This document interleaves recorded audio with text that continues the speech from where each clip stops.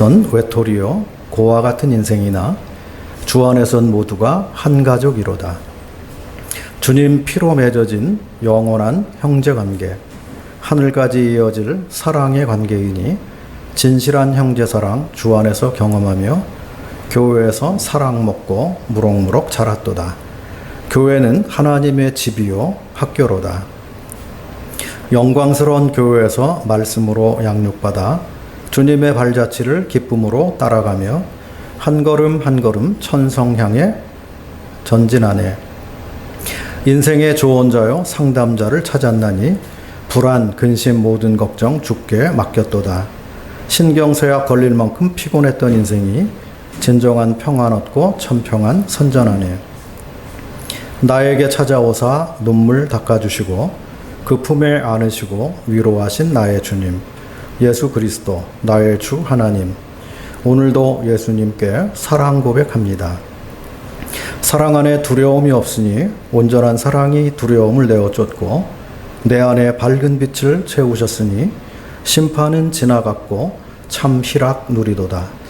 주 안에서 거듭난 새로운 피조물, 이전 것은 지나가고 새 것이 되었으며 인생의 해답을 주 안에서 찾았으니 주님을 찬양하고 모든 영광 돌리도다. 이게 이제 그냥 짧게 써놓은 그런 것입니다. 네, 어머니가 5살 때 돌아가셨어요. 그리고 저희 부친이 청소년기에 학교 다니면 고1 그 정도 때 아버지도 돌아가셨습니다. 그리고 이제 혼자 인생을 살아 왔는데 본래 부친이 이북에서 피난 나오신 분이에요. 그래서 고향에서 결혼을 이미 3번 해보셨어. 그곳에서. 그래서 처음 결혼했는데 첫 번째 부인이 딸을 하나 낳고 죽었어요. 그래서 또 결혼을 한번 했는데 또 딸을 하나 낳고 또 죽었습니다. 그래서 3번째 결혼해서 아직 자녀는 낳지 않고 3번째 결혼했을 때 6.25 전쟁 생겨가지고 그때 1.4 후퇴 때 일단 남자들만 해주 앞바다 거기 작은 섬으로 피했어요. 왜냐면 붙들리면 이제 총알바지 되니까. 그래서 남자들 먼저 피했다가 갈 수 없게 됐죠. 휴전선 생기고 이렇게 되니까 거기서 배 타고 인천으로 나와서 인천에 정착하게 되셨습니다. 피난 나올 때 37살인데 아버지가 전쟁 끝나니까 한 금방 40살 되잖아요. 그런 다음에 어영부영 하니까 이제 같이 고향에서 피난 나온 사람들 중에 친척들이나 동생들 나이가 더 젊으니까 다시 결혼해가지고 새로 출발했는데 우리 아버지는 이제 어중간하지요. 나이 40이 넘고 그러니까. 그런데도 그때 또 뭐 이렇게 가난한 시대였고 또 전쟁 중에 남편 잃어버린 그런 분들도 많았고 그러니까 이제 누가 막 소개 중매 그렇게 해가지고 저희 생모님이죠. 어머니를 만나서 그래서 그 사이에서 제가 태어났습니다. 그리고 아버지가 어머니가 돌아가시니까 그 어머니 쪽에서 데리고 왔던 누나하고 형이죠.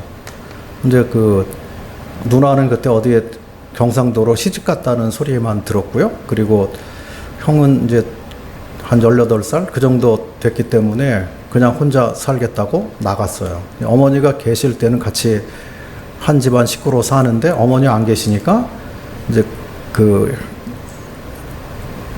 형하고 누나 쪽에서는 의붓 아버지 되는 거잖아요. 같이 있기 어려우니까 그냥 나가서 그냥 그렇게 됐습니다. 헤어지고 전 그때 너무 어렸고 그래서 그런 가운데 살다가 애가 어리니까 아버지가 뭐 이 직장을 갔을 때 바깥에 그 자물쇠를 잠가 놓고 가고 그랬어요.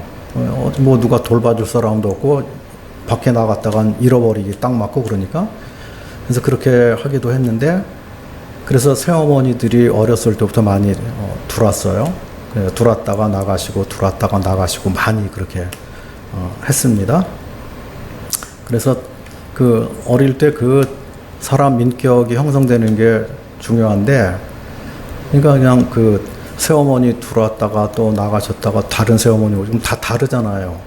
어디다 맞춰야 될지 모르니까 그 사람이 자기 개성을 잃어버리고, 원래는 제가 명랑하고 씩씩하고 막 그런 성격이었을 텐데, 근데 하도 그렇게 사니까 그냥 주눅 들어 살아가지고요. 부끄러움도 많이 타고 말도 못하고 남한테 싫은 소리 하나도 못하고 열등의식 가운데 빠져가지고 그냥 그렇게 사는 그런 삶을 꽤 오랫동안 살았습니다. 그러다가 어느 직장에 들어갔는데 그곳에 믿는 사람이 있었어요. 같은 부서에. 주님이 은혜를 베푸신 것이죠. 나는 그냥 여기 사람 뽑는다니까 들어가야 되겠다고 갔는데, 그 많은 부서 중에 또 그쪽으로 안내하신 게 하나님의 섭리죠. 그래서 생전 처음 복음을 듣게 되었습니다. 우리는 죄인이고 죄의 삭은 사망이라 죄 가운데 살다가 죽으면 갈 곳은 지옥밖에 없는데, 그런데 하나님이 인생을 사랑하셔서 우리를 그냥 지옥에 보내시지 않으려고 우리의 죄를 다 갚아주시도록 하나님이 당신의 아들을 보내서 내 죄 대신 십자가에 죽으시고 다시 살아나셔서 그때 죄를 다 깨끗하게 처리해 주시고, 누구라도 그 사실을 진짜 믿으면 의롭게 되도록 구원받도록 해주셨다. 아마 5분도 안 걸리는 짧은 말이잖아요. 그죠? 그런데 저는 처음 복음을 들었기 때문에 이해가 안 됐죠. 생소했어요. 왜 그렇게 됐나? 하나님이 왜 사람을 죄인으로 만들었다가 뭐 선악과 따먹게 했다가 그리고 그렇게 해놓고 나중에 문제가 생기니까 또 구원을 해놨다고 하고 내게 와라, 뭐 돌이켜라, 믿어라, 왜 그렇게 하는지 그에 대해서 처음에 이해를 못하고, 그러기 때문에 이제 제가 진짜 구원받을 때까지는 시간이 좀 걸렸어요. 그래서 처음에 교회를 좀 따라가 보자, 말씀도 들어보자. 그래서 인천 교회, 그때 한 30명 정도밖에 없었어요. 옛날인데. 근데 그곳에 좀 따라다니고 뭐 전도 집회 하는 데도 따라가고 가정 집회 하는 데도 따라가고 이렇게 했는데, 근데 이제 하나님의 은혜와 그 사랑을 내 것으로 깨닫지는 못했어요. 그래서 혹 데려갔다가 혹 하나 붙이는 것처럼 복음을 모르고 하나님 말씀 안 들었을 때는 그냥 자유롭고 내 마음대로 막 살았는데, 근데 그곳에 가서 뭐 죄와 뭐 심판과 이런 것들, 그리고 하나님이 다 이루어 놓으신 은혜를 믿는 것으로 구원받는 건데, 율법을 지켜야 되는 것처럼 이게 잘못 생각을 해가지고 오해해가지고 행함으로 열심히 해보려고 하는데 할 수 있는 게 있나요? 율법을 지켜보려고 하는데 그거 어떻게 지켜요? 안 되지. 그래도 처음에는 그 괴로워하다가 그냥 교회를 안 나가기 시작해서 한동안 그냥 숨어 지내는 삶을 살았어요. 그런데 몇 년간 그렇게 있다가 나이를 먹으면 먹을수록 죄가 더 많아지는 거예요. 죄를 더 져요. 어릴 때는 마음이 이게 작으니까 아는 것도 작고 경험도 작고 그러니까 죄를 지어도 조금밖에 안 짓는데, 나이를 먹으면 먹을수록 죄를 더 크게 짓는 거예요. 그리고 뭐예요? 익숙해지는 거죠. 나이를 더 먹었으면 사람이 훌륭해져야 되는데, 인격이 더 좋아져야 되는데 아닌 거예요. 점점. 그래서 그걸 괴로워하다가 내가 진짜 죄인이구나. 종교에 처하나 깨닫지 못하는 사람은 멸망하는 짐승 같다고 하시는 그 말씀이 성경을 보고 깨달았다기보다는 내가 그렇게 살아보니까 그런 거예요. 내가 꼼짝없는 죄인인 거예요. 그래서 예수님이 오늘 저녁에 오시면 나 어떻게 되나? 지옥 가야 되죠. 지옥이 아니라 들려 올라가지 못하죠. 환란에 들어가야 되죠. 그런데 내가 오늘 자다가 죽으면 어떻게 될까? 하나님의 은혜를 받아들이지 않았기 때문에, 하나님의 선물을 내 것으로 받아들이지 않았기 때문에 죽으면 꼼짝없이 지옥 가게 생겼다고 하는, 왜냐하면 복음을 들었기 때문에 그 내용에 대해서는 알고 있었기 때문에 아, 오늘 내가 죽는다면 나는 지옥 가게 생겼구나. 큰일이다. 그래서 사회생활하고 사람들과 북적거리는 데서 같이 지내고 놀고 할 때는 괜찮죠. 다 잊어먹으니까. 근데 혼자가 됐을 때, 집에 와서 잠자리에 들어갈 때, 나 어떡하지? 구원 못 받았는데 큰일 났네. 주님 오늘 오시면 어떡하지? 아니면 내가 오늘 자다가 죽으면 어떻게 하지? 그래서 고민이 생겨서 제 발로 찾아갔어요. 이때는 나한테 필요가 생긴 거죠. 내가 죄인인데 내가 찾아갈 곳은 어디예요? 생명이 있는 곳이잖아요. 구원의 복음, 복음을 전하는 그곳. 그래서 처음 복음을 전해줬던 그 친구 집을 밤에 찾아갔어요. 그래서 잘 왔다고 하고, 하나님 택한 백성 어디 가냐 뭐 그렇게 해서 이제 만나고, 제가 다니는 그 회사에 그 형제는 그만두고 나갔지만 다른 분들이 와서 있었어요. 몇 사람이 있었어요. 그래서 그냥 점심때마다 와서 성경 공부하고 같이 교제하고 그렇게 하고, 믿기 위해서 갔기 때문에 이미 다시 찾아갔을 때, 교회를 찾아가려고 했을 때 제 마음속에 이미 회개가 이루어진 거죠. 그래서 누구하고 만나서 교제를 해도 믿을 준비가 되어 있기 때문에 성경을 뭐 어디를 펴서 읽어줘도 믿을 마음이 있었던 거죠. 그래서 그때 구원을 확신하고, 아, 내 죄가 다 없어진 거구나. 이래서 예수님이 십자가에 죽으신 거구나. 나는 새로운 피조물이 됐구나. 소망 없이 살았던, 그리고 열등감 가운데 살았던 나는 죽었구나. 이제 나 하나님 안에서 생명을 얻은 사람이구나. 그리스도의 영광을 이 땅에 재현하기 위해서 하나님이 나를 다시 불러주시고 살려주신 거구나. 그래서 처음 믿고 나서 고린도후서 5장 17절을 되게 읽고 좋아했어요. 나는 새로운 피조물이다. 나는 이제 화목의 일꾼이 됐다. 주의 복음과 그의 영광을 위해서 내가 살아가는 거다. 그래서 믿자마자 그 회사에서 전도하기 시작하니까 사람들이 미쳤다 그러고 막 그러죠. 네? 슬슬 피하고 막 비난하고 그런 소리가 들리죠. 언제부터 뭐 얼마나 교회 다녔다고 뭐 복음을 전하고, 그리고 일반 교파 다니는 그런 사람들, 구원받은 입장에서 보니까 생명이 없어요. 그냥 교회 다니는 거지 그 안에 그리스도가 없어. 구원도 못 받았어.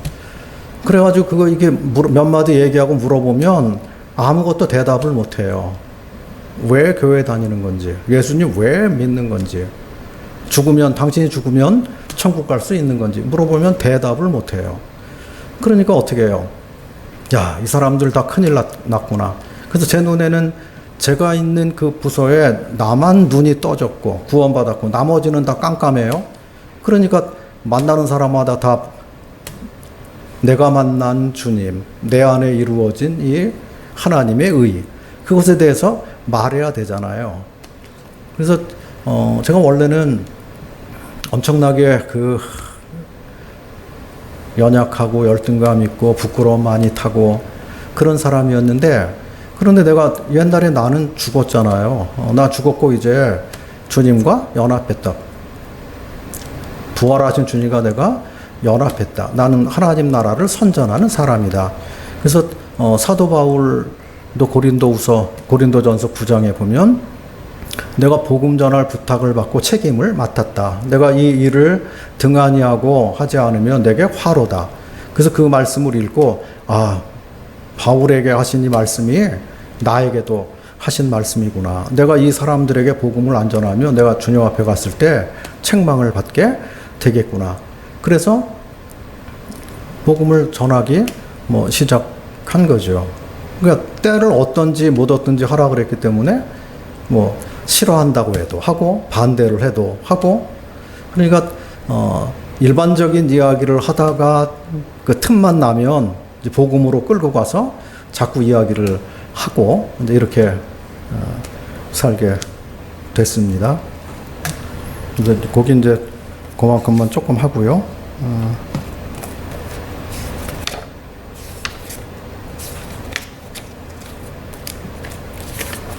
또 하나 좀 읽어드리겠습니다. 그렇게 해서 27살 때 구원을 확신했어요. 그런 다음에 이제 뭐 제가 이제 세상에서 구원받고 그리고 나서 사는 거는 주님을 위해서 사는 것이 남은 삶이기 때문에 직장 생활 열심히 하는 것하고 교회 생활 열심히 하는 거, 그 두 가지는 열심히 했어요. 그래서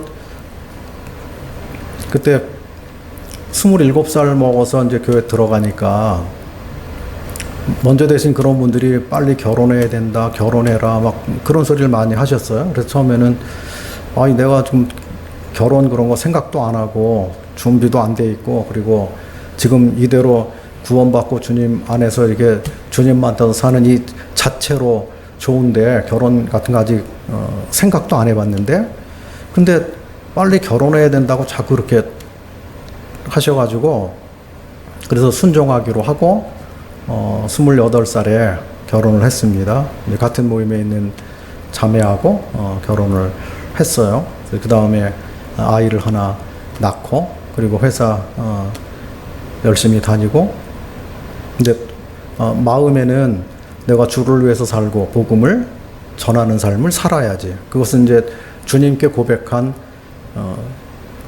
저만 아는 저하고 주님과의 어떤 약속 그런 게 있었죠. 그래서 결혼할 때도 이제 선보러 나가가지고 다른 말은 한마디도 안 했어요. 다른 건 안 하고 나는 앞으로 이게 가난하게 살 것 같은데 주님이 부르시면 나는 직장도 그만두고 어디라도 갈 것 같은데 그래도 괜찮냐고 물어봤어요. 그럴 때 자매가 안 되겠다고 하면 두 번째 만날 필요가 없잖아요. 그런데 괜찮다고 할 수 있다고 그렇게 했기 때문에 다른 건 뭐 얘기할 게 없잖아요. 뭐 학교 어디 나왔냐, 뭐 아니야, 집안이 어떠냐, 뭐가 어떠냐, 뭐 그런 것들은 부차적인 거잖아요. 주님의 영광을 위해서 이제 살기를 원하고 했으니까 나는 그렇게 살고 싶으니까 할 수 있으면 다음번에 또 만나고 그렇지 않으면 오늘 만난 것으로 그냥 끝내자. 그렇게 했어요. 그래가지고 좋다 그러니까 바로 이제 진전됐죠. 그럼 언제 결혼할까? 이렇게 됐어요. 그래서 자매 쪽에서 1년만 시간을 달라고 그래가지고 제가 기다렸어요. 1년을 기다리고 아마 결혼하는데 저는 아무것도 몰라가지고 혼자 살다가 결혼하니까 그냥 결혼해서 살면 되는 건 줄 알았는데 근데 또 그런 게 아니잖아요. 그 집 사정이 있고 뭐 부모님하고의 관계 뭐 여러 가지 또 아니면 준비해야 할 거 이런 것들이 있기 때문에 제가 제 쪽에서 1년을 기다리고 그런 다음에 결혼을 해서 아이를 하나 낳습니다. 그런데 그 아이가 젖먹이일 때 그때 경기도 연천에서 한 가정이 구원받고 인천까지 모임 생활을 했어요. 그 시대만 해도 한수 이북에 이쪽 모임이 없었어요. 그 성북 모임이 이제 그 제일 북쪽에 있는 모임이었는데 그 구원받은 분이 인천 살다가 인천에서 그 성도들하고 교제 좀 하다가 간 사람인데 근데 그곳에 가가지고 이제 복음을 깨달은 거예요. 복음 전하고 뭐 듣고 이렇게 할 때는 모르다가 그곳에 가서 복음을 깨닫고 식구가 7식구인데 7식구가 연천에서 기차 타고 버스 타고 나와서 또 기차 타고 전철 타고 해가지고 인천까지 다녔는데 1년 7개월을 다녔어요. 그래서 인천에 오면 성도들이 있으니까 교제가 좋고 그러니까 이사 오려고 막 노력을 했는데 이사 오기 어렵죠. 왜냐하면 시골에서 농사 짓던 어떤 그런 게 팔리지도 않고 뭐 누가 맡아서 할 사람도 없고 그리고 도시에 와가지고 새로 뭘 한다는 게 그게 또 쉽지 않으니까 이제 마음은 있었지만 그렇게 못하고 그래서 교회에서 결론 내린 게 그곳에 교회를 세우는 게 낫겠다. 이사를 오기보다 복음이 확장되고 전파돼야 되니까 그곳에 누가 어느 가정들이 좀 들어가서 그곳에서 복음을 전하고 모임을 이루는 게 그게 더 주님 편에서 볼 때 훨씬 나은 거잖아요. 그래서 저도 그쪽에 찬성을 했어요. 그게 옳다고. 그리고 나서 누구를 좀 보내주십시오 하고 기도를 했어요. 그때 저는 30살, 31살 그렇게밖에 안 됐어요. 젊었어요. 그러니까 그곳에 들어가서 모임하고 그러면 한 40대 가정들 들어가면 좋겠다고 생각하고, 그리고 그런 가정들을 40대 가정 중에서 한두 가정 보내주십시오 하고 기도를 했는데, 뚜껑을 열어보니까 어느 날짜까지 기도하기로 했는데 자원하는 집이 안 생겼어요. 그럴 때 그곳에 있는 그 형제님이 약간 실망을 하셨어요. 그래서 어느 날 교회 오후 시간 되기 전에 이제 문 열어놓고 청소 좀 하고 그럴 때인데, 근데 그 형제님이 지나가시면서 혼잣말로 하셨는데 아무도 못 듣고 저만 들었어요. 형제들이 주님 사랑한다고 하는 건 다 거짓말이야. 연천에 오라 그러니까 아무도 안 온대. 그 소리를 제가 들었어요. 그래서 그때 아닌데 이거 뭐가 잘못된 건데 왜 주님 사랑하는 형제가 없어? 나도 사랑하는데. 나를 포함해서 다 인천교회 형제들이 주님 안 사랑한다고 하는 거잖아요. 그래서 아닌데 나 사랑하는데. 그래서 그냥 보내면 안 될 것 같아가지고 무조건 따라가가지고 그 형제님을 어깨를 툭툭 쳐가지고 세우고, 형제님 조금 더 기다려 보세요. 주님 사랑하는 형제가 없다고요? 있어요. 조금 더 기다려 보세요. 그리고 그렇게 말했어요. 무슨 아프리카 가는 것도 아닌데 왜 못 가요? 갈 수 있어요. 그러니까 기다려 보세요. 그리고 또 가서 기도를 하는데 다음 주일날 왔더니 없어요. 아무도. 기도 응답이 안 된 거지. 누구 보내달라고 막 기도했는데 안 돼요. 그러니까 교회적으로 장로 형제님들도 부담이 생기고, 누가 가야 되는데 안 가니까, 그러니까 이제 교회 문제가 되잖아요. 만나면 그 얘기더라고. 그런데 제가 그날 또 주일날 저녁이죠. 집에 와가지고, 주님 너무하십니다. 왜 거기 가정 좀 보내주시지. 40대 가정 보내주시면 그 연천에 계신 그 형제님 실족하지 않을 거 아닙니까? 좀 보내주십시오. 그러고 기도했는데, 근데 야, 너는 왜 남을 보내달라고 기도하냐? 너는 갈 수 있냐? 그 생각이 드는 거예요. 그래서 제가 생각해 봤어요. 저는 갈 수 있죠. 다니던 회사 그만두고 이사 가서 그곳에서 두 가정이 떡과 잔 놓고 예배 드리고, 그리고 그 동네 사람들에게 전도하고 살면 되지요. 저는 갈 수 있어요. 그런데 그게 자격이 되냐? 아직 너무 젊었는데. 그런 게 문제잖아요. 그래서 마음은 이제 주님께서 너 아무도 안 가는데 너가 가야 돼.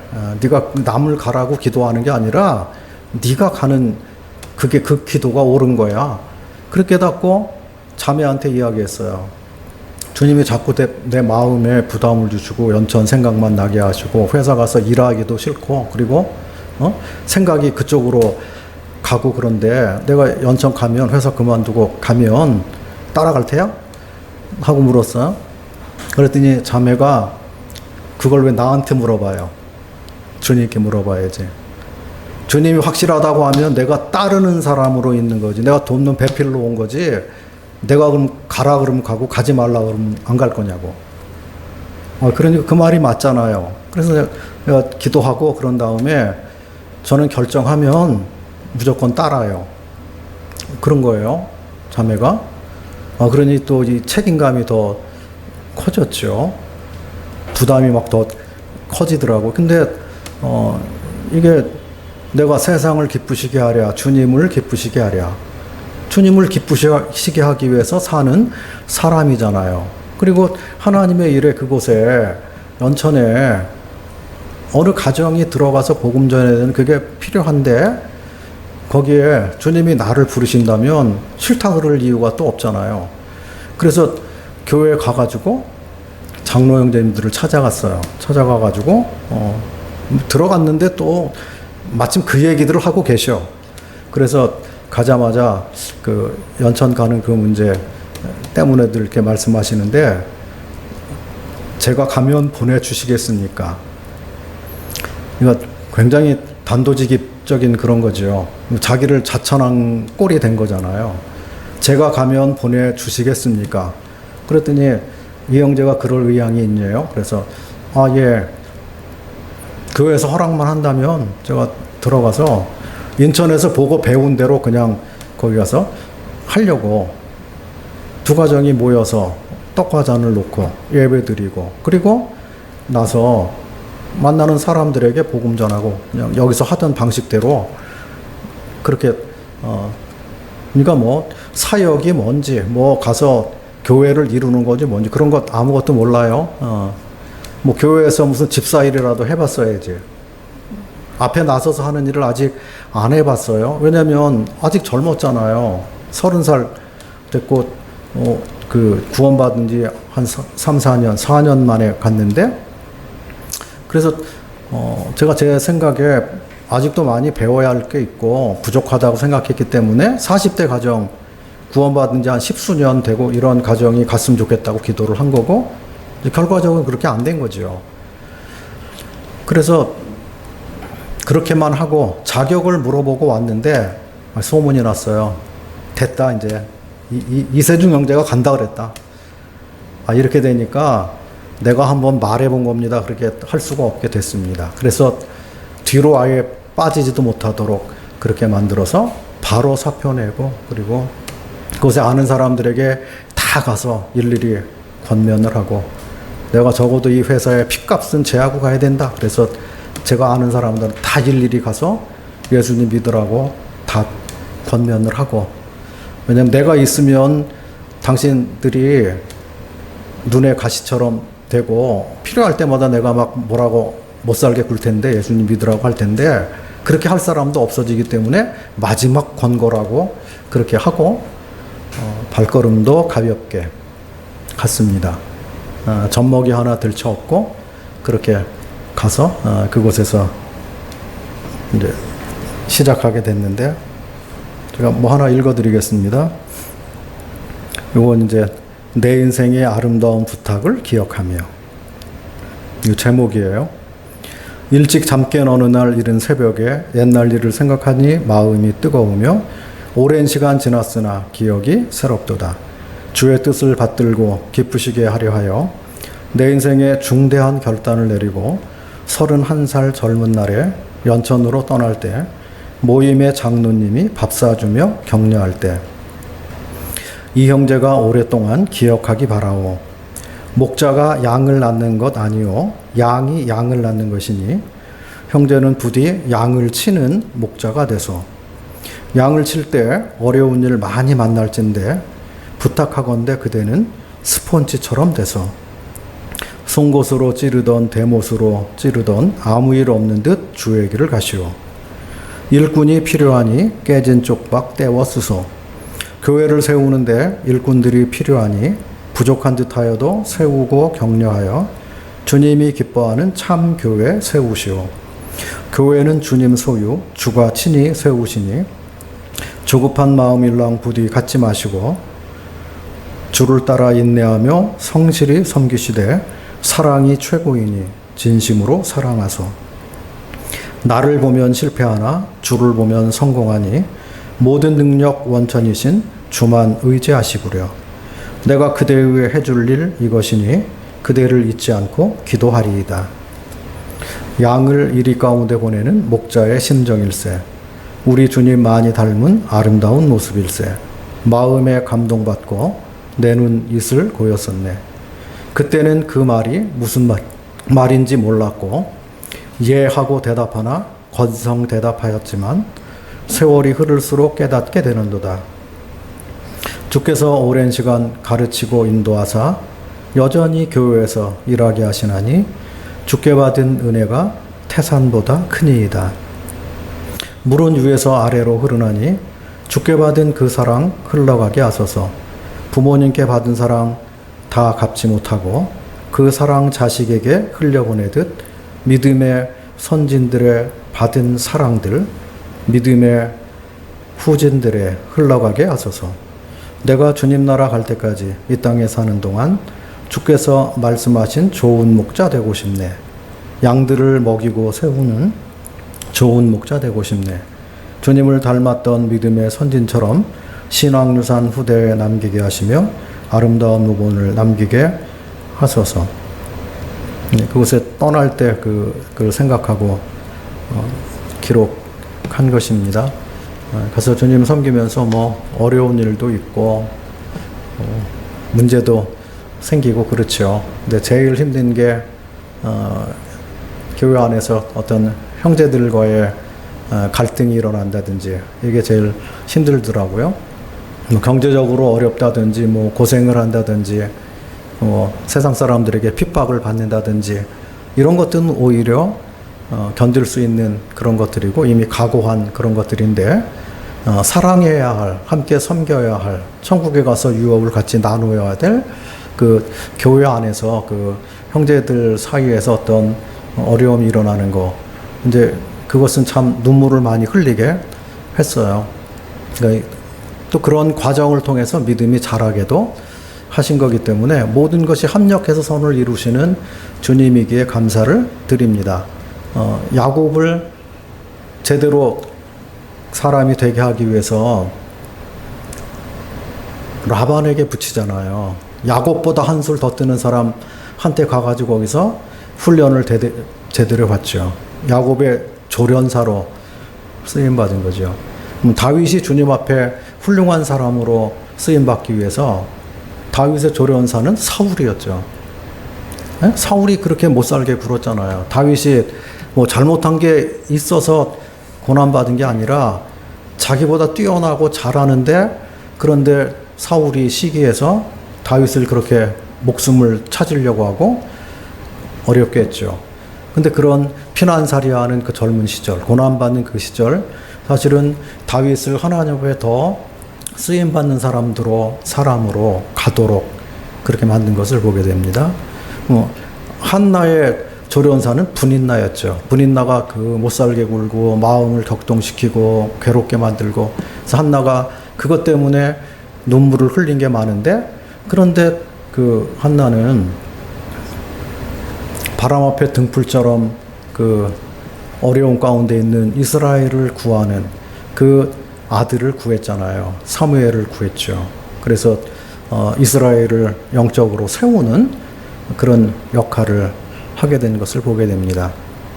의정부 모임이 지금은 숫자가 없고 많이 모이지 못하고 여러 가지 환난과 고난과 어려움, 겉으로 웃지만 그래도 이게 복음을 전하면 사람들이 믿고 또 더해지고 여기 와서 이렇게 성도들이 늘어나고 이 풍성한 교회가 되기를 원하는 게 다 우리들의 또 소망인데, 그 시간이 더디 걸리고 그렇게 될 때 위축되고 어려움을 또 본의 아니게 그렇게 받을 수도 있는 거죠.